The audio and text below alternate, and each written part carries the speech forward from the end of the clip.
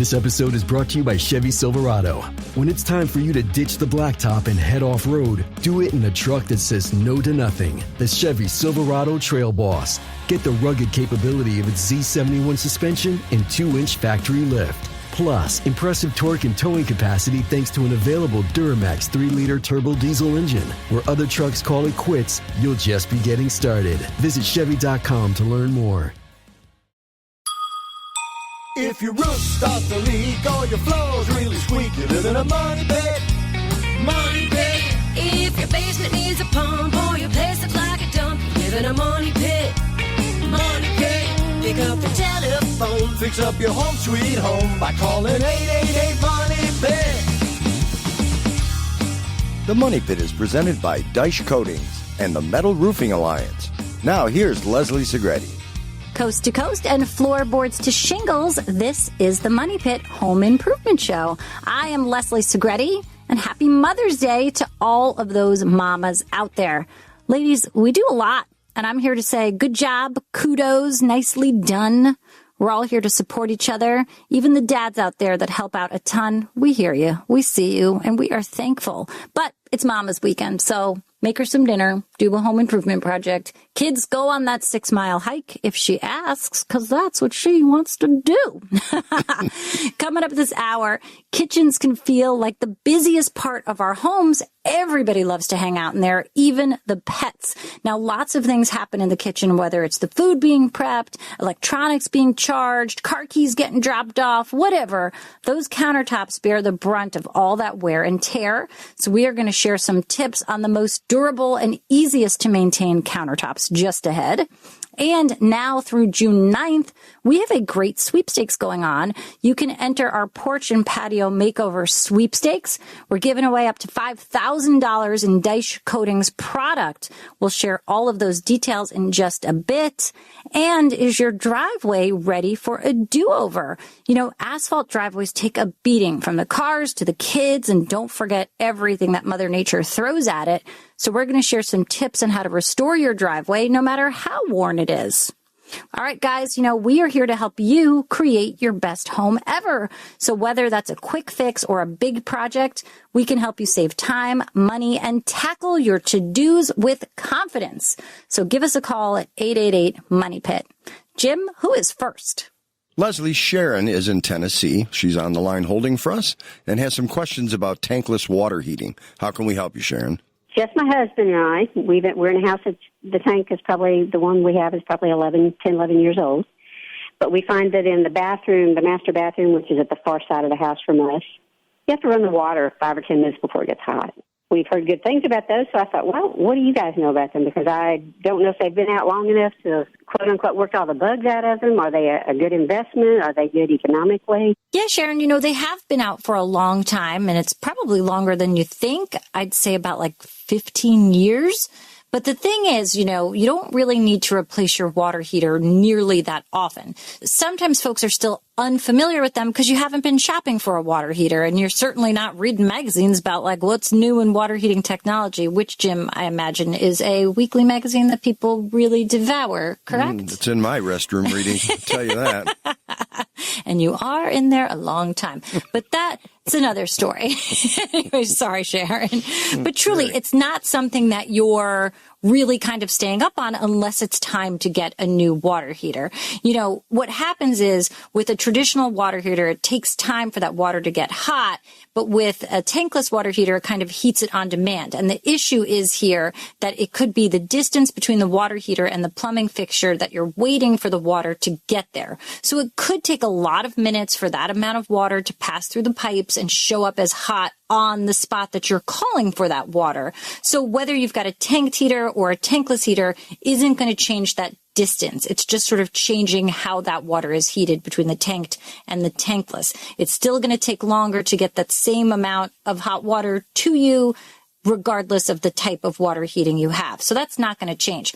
But what will change is that you will have an unlimited supply of hot water because tankless water heaters, pretty much when they are sized right for your home, are not going to run out of hot water. And it's really a very efficient way for you to get that hot water. But I should have asked you this. Are you on gas? Yes. All right. Now, if you were on electric, we'd be having a different conversation because electric tankless water heaters are just not efficient at all, but gas is perfect. All right. Okay, well, something for us to give some second thought to and then get some quotes maybe.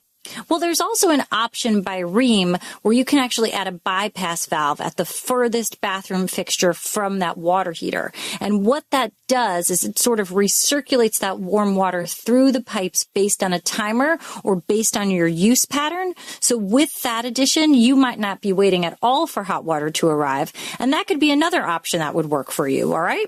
Okay. Well, that sounds pretty good. There's some good suggestions there that I can look into. Then we're looking at doing some things for the house, and that was the first thing I thought of. All right. Terrific. Thank you so much for giving us a call at 888-MONEY-PIT. Let's head out to Texas, Leslie. Are you in? All right. We're on our way to Texas. Sweet. And it's for Bill, who has a painting question. How can we help with your project, Bill? I'm remodeling my bathroom, and it had popcorn on the ceiling. I scraped that off. My question now is there a special sealer I need to put on there other than like a Kills primer? Yeah, Bill, you're exactly right. A primer is what you're going to want, and Kills is a fantastic brand of primer, especially if you've got any uneven surfaces or uneven finishes or even areas of mold or discoloration. That's the type of primer that you're going to want because it's really going to seal everything in. And once that primer is dry, you can go ahead and top it with any latex top coat. You want a good quality sealing paint. You can go with white. Some people go with like a slightly tinted color just to soften up the space, but that's totally up to you. I've got all that texture off, the popcorn off. Do they make a paint with a texture, a light texture in it now? Yeah, I mean, textured ceilings in a bathroom space are kind of like the worst idea because you have a lot of moisture in the space, and that textured ceiling, if it's not sort of a stuccoed, stippled surface, is going to be made out of kind of like a fibrous material encased in that paint. And then it kind of gives you the opportunity to have mold growth. And of course, you can't clean it. So it's really a terrible spot for a textured ceiling like that. So if I were you, I would not put any texture back up there. You just got it all off. Prime that ceiling, go for a good quality top coat, and you'll be so very, very happy. And of course, with a ceiling, don't go with any sheen, especially after you've sort of removed all this texture, because you could end up, if you put any kind of a sheen in that paint, you're going to very much notice any of that, difference in texture, height, motion, whatever. You'll see it the second you add like the slightest bit of sheen. But a flat paint, for some reason, makes it so that you can't see any of it. All right. Very good. Thanks so much, Bill. Good luck with your project. Hey, you're tired of living in a money pit? Well, we're here to help. And if you want us to help out, it would be awesome if you could leave us a 5-star review on Apple Podcasts. Just go to moneypit.com/review. It's only going to take a minute, and it means the world to us. How do you get rid of pests? Why, pesty, of course. Ants. They're all over my basement. That's why I was so excited to start working with Pesty. Pesty is the do-it-yourself pest control treatment plan. Pests are gone, but not your cash, because you saved a bundle. With Pesty, you can get started at just $35 per treatment. That includes a customized plan based on your location, bugs, and climate. Everything is included in one simple kit: a sprayer, mixing bag, pesticide, gloves, and instructions. And it's so easy. You can treat your entire house in just 10 minutes. Pesty gets rid of over 100 types of bugs, from spiders and ants to roaches and scorpions. It's kid and pet friendly, and they offer a 100% bug-free guarantee. If the bugs don't go away, they'll give you a full refund. Pesty is offering Money Pit listeners a special offer. Now is the time to protect your home from bugs with Pesty. Go to pesty.com/moneypit for an extra 10% off your order. That's Pesty, PESTIE.com/moneypit for the extra 10% off. Protect your home from bugs with Pesty. Visit pesty.com/moneypit today. What are you guys doing? Are you spring organizing this weekend? I feel like just when I think I'm done, there's like one more closet or cabinet that can really use a fresh approach. And this is a fun, quick little tip. If you're in need for some quick cabinet organization, I highly recommend using tension rods. You kind of stand them up from like the top of the cabinet to the shelf. Now that's going to create these little sections that you can store your pans, your platters, your trays, whatever's, very neatly. Not only are they cheap, but they are quick and really an efficient way to get your cupboards in top shape after a long winter of kind of just shoving everything away. So, not the best thing to add to your Mother's Day weekend, another project, but I get it. We're all doing projects anyway. So what's one more? All right, Jim, let's get back to the phones. Who's up? Judy in Louisiana reached out, Leslie, with a cleaning question about mold, and here she is. Hi, I was asking about mildew and mold on brick. How do I get it off the easiest way? I mean, it's outside. How do I get it off the easiest way without damaging the mortar? All right, Judy. Well, there's a variety of products out there that can get rid of that mold and mildew on stone. And, what it does really is it breaks down the fibers of that moss or mildew, and then the rain kind of washes it away. They're slow working. It's not like you're going to put it on and everything's going to be gone immediately and clean. So you kind of have to have a little patience. But what it's doing is it's breaking down that moss and mildew, getting it down to the fibers, and then washing it away with the natural rain. So you could look at stuff like spray and forget or wet and forget. There's another one called Concrobium. Zinsser makes one. Pretty much all of these products are basically a mildewcide, and they're designed to kill that material. You can use them on the roof. You can use them on a shed roof, just pretty much anywhere where you see this natural mold mildew occurrence. And, over time, you're going to notice that you'll be seeing those shingles again, or that siding again, or that brick again, as if that mold and mildew never existed. So it kind of melts it away. Now, you can pressure wash some of it off, but you just have to be careful and be gentle with that pressure washer, because with the brick, you don't want it to destroy the mortar and start breaking out the mortar from between the brick. So just be very careful in how you use it. Use a very low pressure setting. Try in a spot that's maybe behind some plantings or something. So if you do happen to make an error, it's not going to be something that's very prominent on the top of the house.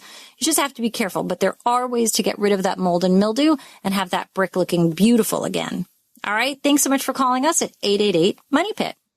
Well, kitchen counters serve as the work surface for family life. It's where you prepare food, you eat family meals maybe, you pay your bills, you help with homework. That is why choosing a material for the countertops that can stand up to all of that is very important. Now, here's a few to consider, and we're going to start off with natural stone. Yeah, it's probably one of the most popular options in natural stone countertop because it adds richness and depth to a space, and it really does make a great choice for kitchens and baths. Now, granite and quartz have become the gold standard lately. They're beautiful, but they can be very costly. Now, a smaller bathroom can provide opportunity for a luxe look with, a budget price, obviously, because you need less countertop. Now, a solid surface countertop, that's also a great option. They look good. They offer more design flexibility since they can be custom made to fit your needs.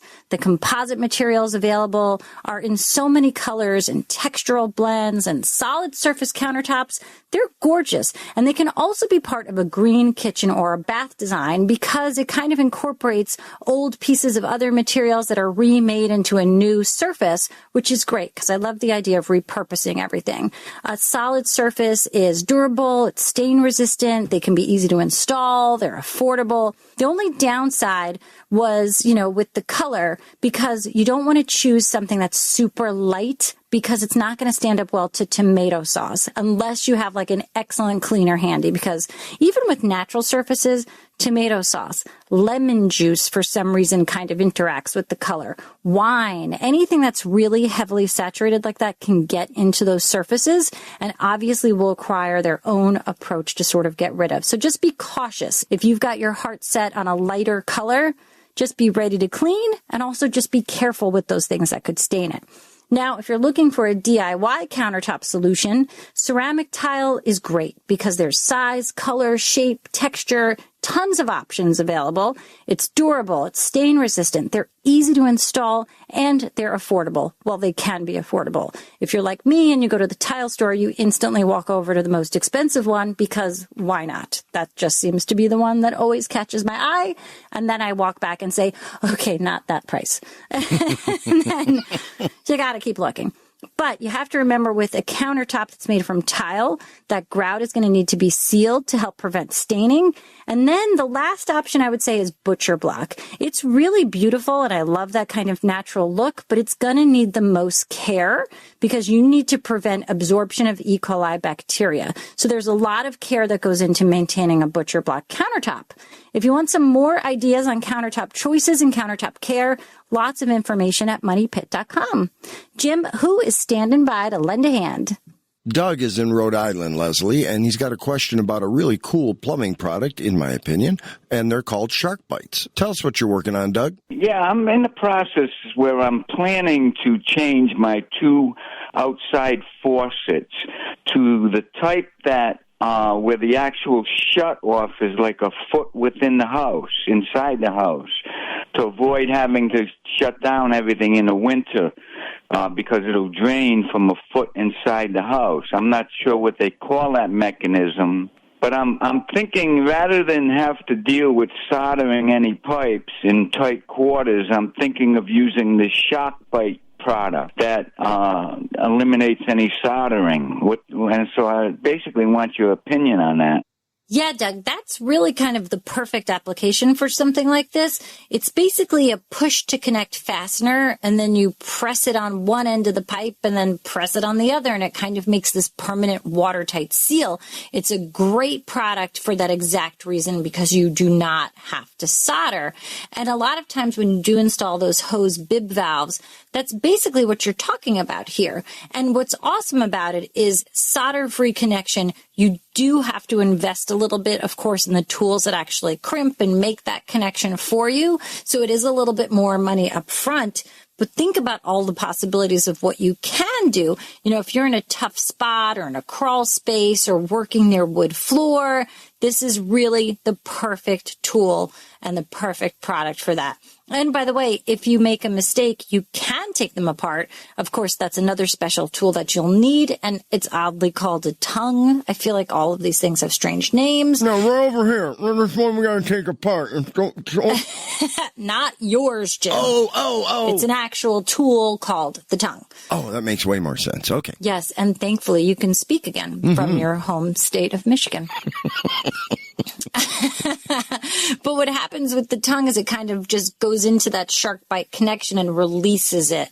So it releases that mechanism that holds the pipe so you can take it apart. And again, all of these tools are kind of a couple of dollars each. It's something that you're going to want to pick up because, you know, you make mistakes. We all make mistakes. Nobody's perfect. But it's really an awesome way to make a perfect plumbing connection. Does it just work forever or... I mean, it's kind of like a Chinese finger puzzle. Is that okay to call it that? You know, those stretchy straw things that you put your two fingers in. Yeah, exactly. And then when you go to pull your fingers out, you can't unless you're pushing it in. So that's really the only way you can get the shark bite connection apart is by pushing it back together.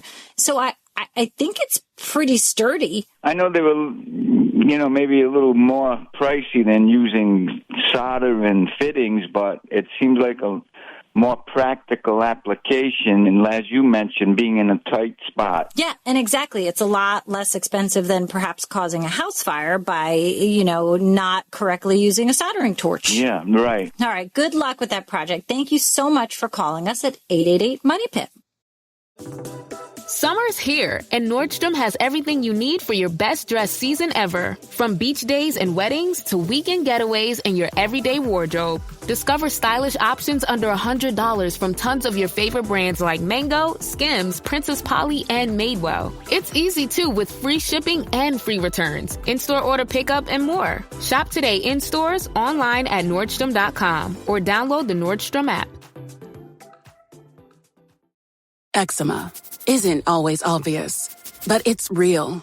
And so is the relief from Ebglyss. After an initial dosing phase of 16 weeks, about 4 in 10 people taking Ebglyss achieved itch relief and clear or almost clear skin. And most of those people maintain skin that's still more clear at 1 year with monthly dosing. Ebglyss, lebrikizumab LBKZ, a 250 milligram per 2 milliliter injection, is a prescription medicine used to treat adults and children 12 years of age and older who weigh at least 88 pounds or 40 kilograms with moderate to severe eczema, also called atopic dermatitis, that is not well controlled with prescription therapies used on the skin or topicals, or who cannot use topical therapies. Ebglyss can be used with with or without topical corticosteroids. Don't use if you're allergic to Ebglyss. Allergic reactions can occur that can be severe. Eye problems can occur. Tell your doctor if you have new or worsening eye problems. You should not receive a live vaccine when treated with Ebglyss. Before starting Ebglyss, tell your doctor if you have a parasitic infection. Searching for real relief? Ask your doctor about Ebglyss and visit ebglyss.lily.com or call 1-800-LILY-RX or 1-800-545-5979. Heading off to Nevada, we've got Bill on the line with an LED lighting question.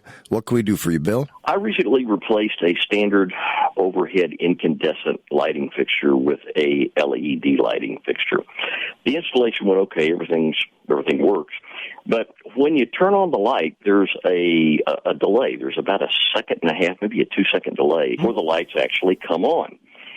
Is that standard? What causes it? And more importantly, is there something I can do? Yeah, we've seen that with some of the LED fixtures, and it just kind of seems to be normal. LED bulbs are pretty complicated, and when you think about all the circuitry that goes into it, I just presume that it just takes a bit to bring that light up and maintain it at that level. So I've never kind of really thought twice about this being an issue, but I could see how it might be surprising to you. And that technology, Leslie, has actually come a long way. It's pretty neat now that they have actually dimmable LEDs, because originally, as you recall, you'd flip them on, you get the symptom that Bill just described. Now with the new LED-compatible dimmers and lights, things have turned around, and you pay a little bit for that, but it's cool that you can do it, because originally, 10, 15 years back, it was on or off. On or off. Yep. And cold blue light. Mm-hmm. Now you've got a ton of choices. It can be warm. It can be daylight. 5600K, baby.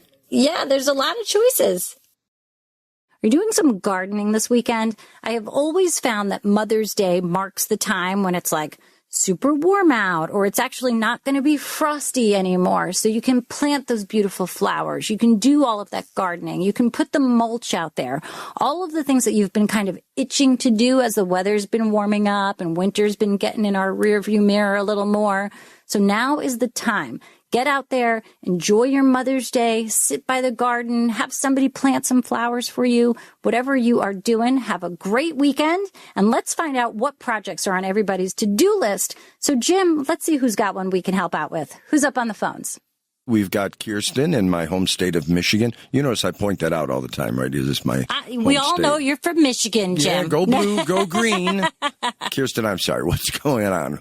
We have been in our house for 15 years, colonial, and came home the other day, and my husband said that there were water spots, about 4 of them, on our family room ceiling. And just above that is the master bathroom where lots of showers take place. All right, so this is just below your master bath. Do you have a shower or a bathtub there? We have both. All right. Is it a standalone shower stall? Yeah. Okay. So do you happen to know what the shower pan is made of? Is it tile? Is it fiberglass? Fiberglass. All right. So you know it's fiberglass. Great. And what you're going to have to do here is try to do some detective work. We're going to have to figure out where exactly this water is coming from. I mean, obviously it's coming from somewhere in that bathroom, but I can tell you with the shower pan, which we hope is okay, we're going to have to do some testing, because if it's not okay, you're going to have to rip out a good part of that shower stall to fix it. So what you want to do here is take a washcloth or even one of those rubber pads that you use to open up a jar that's too tight. Those work really well. And you put it over the drain. And then you fill that shower pan up about 3 or 4 inches with water. I mean, as much as you can fill it without it overflowing. And then you just let it sit there for a while. And pretty much as soon as you fill it up, I want you to go downstairs and take a look at the ceiling. See then if you've got any leaks, because we've done this test before and we've seen it leak almost immediately, because basically what you're doing is you're filling up that shower pan and you're making sure there's no fine cracks in that pan. If there are cracks in that pan, that's where the leak's going to be. In the bathroom. Right. But on the shower pan, you don't have tile, correct? Because sometimes we see lead-lined shower pans where this goes through quickly. So we do want to know if that's okay. The next thing you want to do is carefully look at the tile walls, and you want to make sure that the joints are all caulked in the corners and where the tile meets that shower pan itself, because that's another area where the water can tend to leak through. And then lastly, you kind of have to examine the tile very carefully to see if you see any gaps in the grout. out, because what can happen is it might not leak when you're just draining water straight through the shower pan, but when you're in the shower and the water hits your body and it kind of bounces off you and hits the walls, then maybe that's when you're getting the leak. So it's sort of like wind-driven rain, but think of you as the wind-driven rain, if that makes sense. So you kind of really have to look at all of these different areas. You're going to kind of problem solve to see where this water is actually happening. All right. So, I mean, what we're doing here is trying to see if it is 100% that master bath. If it's not, we can start looking at some other things. You know, is there a vent pipe that goes through the roof somewhere near there? Could water be getting through that? Is there an issue with flashing? Is there something wrong on the roof? There's just some things that we'll have to sort of check off our list as we sort of problem solve and, you know, test. So start with all those things in the master bath, check all the stuff for the shower, and see what comes of it. Yes, thank you very much. All right. Good luck with your project, Kristen. It's going to be a little bit of investigative work, but we are here to help you out. So once you kind of see where that leak is coming from, reach back out and we can talk you through it. Well, we are thrilled to announce that we've partnered with Daich Coatings to bring you the ultimate porch and patio makeover sweepstakes. We love to give stuff away with our partners. Now through June 9th, you can enter to win amazing, easy-to-use DIY products from Daich Coatings that will transform your porch, your patio, and any other concrete surface you like into an attractive surface that will last for years. Just visit moneypit.com/sweepstakes right now through June 9th. 2 grand prize winners are each going to receive about $1,000 in Daich Coatings products. You can choose a decorative surface of Spread Rock Granite Stone Coating, Track Safe Anti-Slip Color Coat, or Roller Rock Rollable Stone Coating, and you're also going to get a final coating of Track Safe Anti-Slip Sealer to create a gorgeous new space for your home. There'll also be 20 runner-up winners who will each receive a Track Safe Anti-Slip Color Kit valued at $150. You can enter today at moneypit.com/sweepstakes. Carson sent us a message on our voicemail system, Leslie, at moneypit.com, by the way. And here we go. Let's hear what he has to say. I have stairs in an apartment, and the bottom half are open, and they have carpet, which is just wrapped around and stapled underneath. Is there a good vinyl product that I can put on the stairs and get away from carpet? So, Carson, this is tricky because what you've mentioned is that the bottom few are these open steps and you want to get rid of the carpeting, which is fine. You can totally get rid of that carpeting and remove all those staples. But I don't know where you're going to or where you're coming from. So what's the floor that you're landing on? What's on the upper steps that you're coming from? Do you not care? Do you want to match? Do you want to complement it? Because there's a lot of different ways that you can do this. You know, there are vinyl tread options from different companies like American Stair Treads, and they have a bull nose and a square nose kind of built right in that you could just attach to the existing step. They're like gray, tan, black, but they're kind of very industrial looking. So, you know, does that work? But there are some available online that do have that cap nose kind of built into the tread themselves. They come sort of in a 4-foot length. You cut them to the right size and then, you know, attach according to the manufacturer directions. So I think there are options that are available to you. They're not really the most cost effective. Like if they're 48 inches wide, you can maybe get 2 steps out of them. So you're looking at like $30 a step, which isn't tremendously expensive for the 4 steps, but you kind of have to figure out, what are we trying to match? Do you want a wood look that matches whatever that wood floor is below? Is there carpeting below? It doesn't matter. You're going for a solid color. So there are options out there. I would just kind of figure out what the look you want is and then go from there. Not a difficult project. I'd go with the ice cap. Tim Hortons, preferably. Out here, there's no one way of doing things. No unwritten rules, and no shortage of adventure. Because out here, the only requirement is having fun. Bank of America invites kids 6 to 18 to golf with us. For a limited time, sign them up for a free 1-year membership, giving them access to discounted tee times at thousands of courses. Learn more at bankofamerica.com/golf with us. What would you like the power to do? Bank of America. Restrictions apply. See BofA.com/golf with us for complete details. Copyright 2025 Bank of America Corporation. This episode is brought to you by State Farm. Knowing you could be saving money for the things you really want is a great feeling. Talk to a State Farm agent today to learn how you can choose to bundle and save with the Personal Price Plan. Like a good neighbor, State Farm is there. Prices are based on rating plans that vary by state. Coverage options are selected by the customer. Availability, amount of discounts and savings, and eligibility vary by state.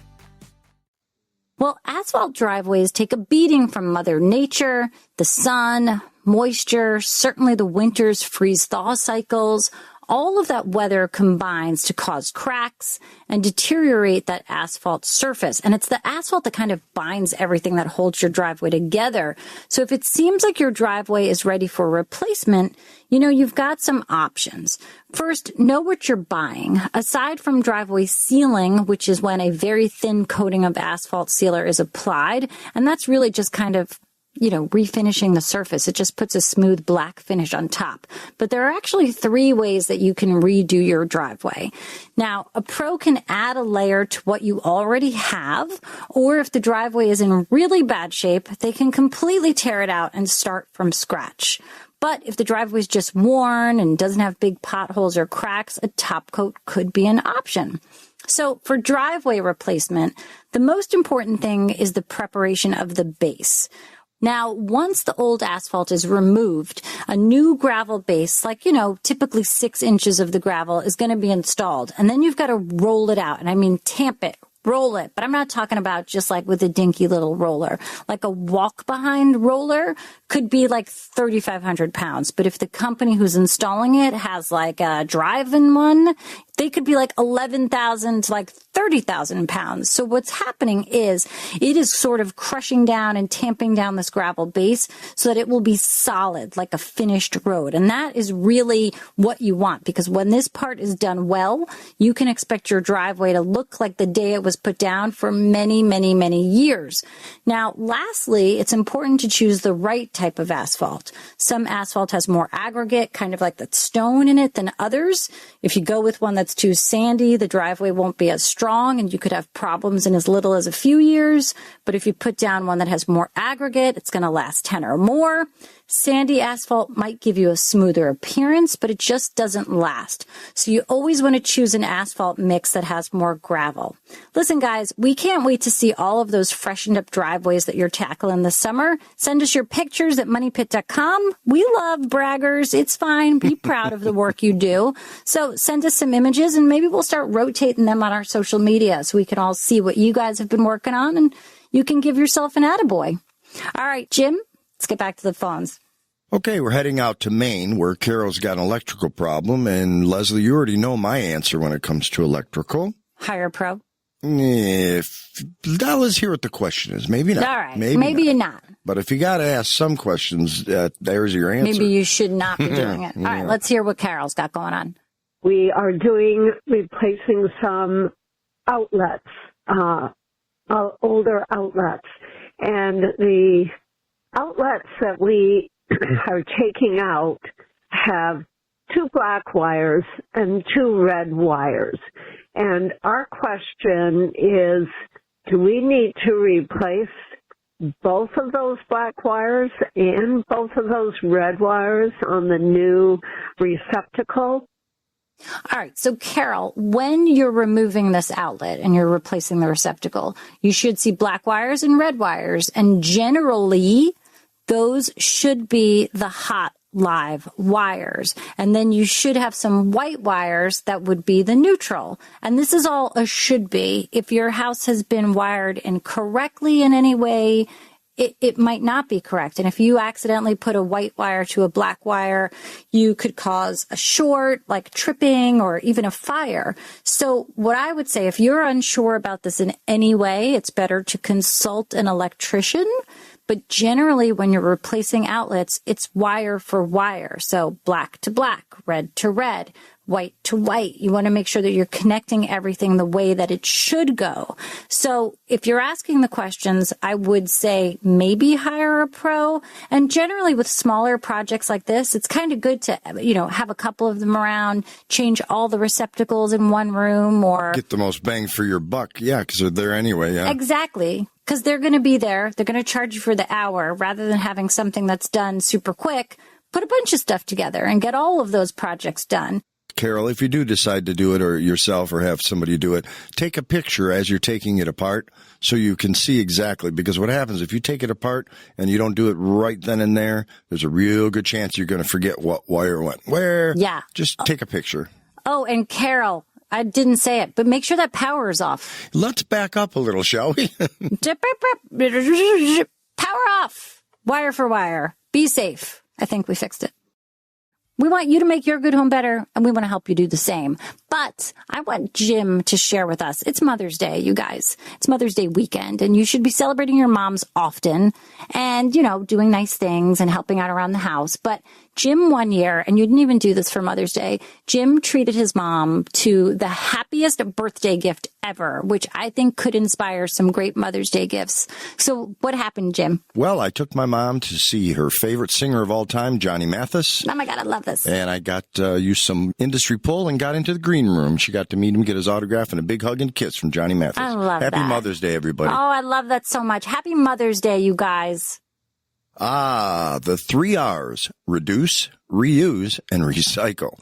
All are key to a green lifestyle. Leslie has tips to help with one green table building project that delivers all 3 R's. Leslie has that in today's edition of Leslie's Last Word. Leslie? Yeah, I got a lot of words. These are my last ones for today, though, you guys.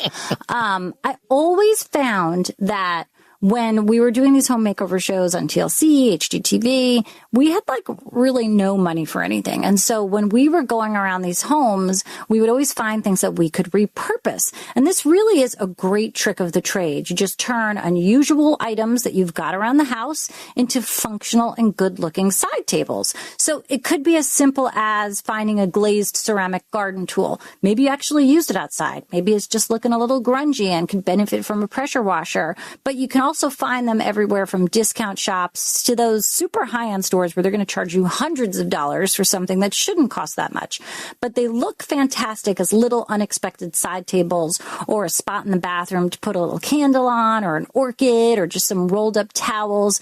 It's just another use for something that might not normally, be used in the bathroom. You might just put one outside. So definitely think about, kind of putting something from one spot somewhere else.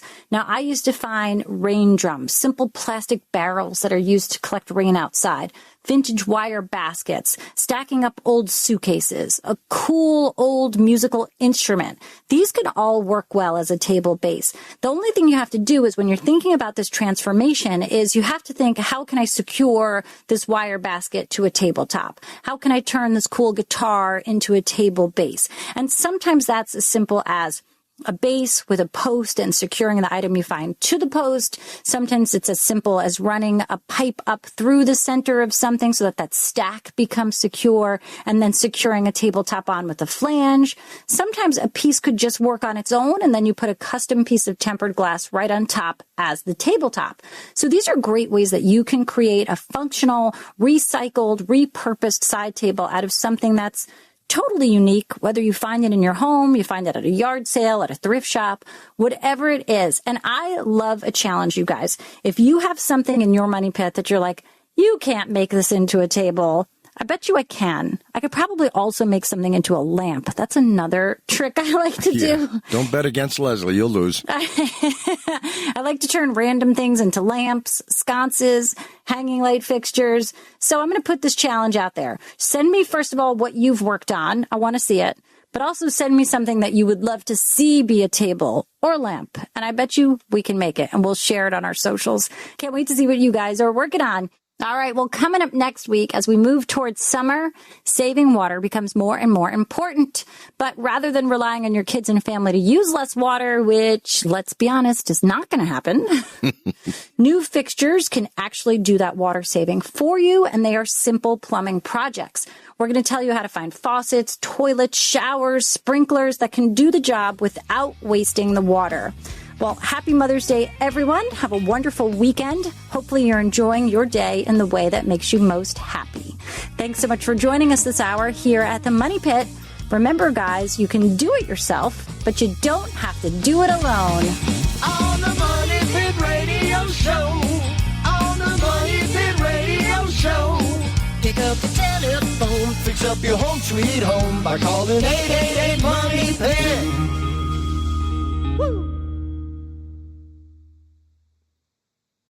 Time is precious, and so are our pets. So time with our pets is extra precious. That's why we started Daich. Daich provides 24/7 access to licensed vets with unlimited virtual visits and follow-ups for up to 5 pets. You can message a vet at any time and schedule a video visit the same day. Our vets can even prescribe medication for many ailments, and shipping is always free. With Daich, you'll get more time with your pets and year-round peace of mind when it comes to their vet care. I'm not exactly a tech genius, but I knew one thing for sure. If I wanted my small business to crush it, I needed a website that worked like a pro, and I needed it yesterday. Lucky for me, Bluehost made it ridiculously easy. With their AI design tools, building my website was a walk in the park. I could customize, optimize, and monetize everything exactly how I wanted. In just a few minutes, I had a secure site up and running. I couldn't believe how straightforward it was. And getting found online? Bluehost helped me with that too. I perfected my keywords and meta descriptions with their search engine tools. The AI even gave me suggestions to improve my pages. Now I can sit back, relax, and focus on my customers, while my website continues to rank higher and higher on Google. With their 30-day money-back guarantee, I wasn't worried about taking the plunge. And now I'm so glad I did. Head over to Bluehost.com and build something special today.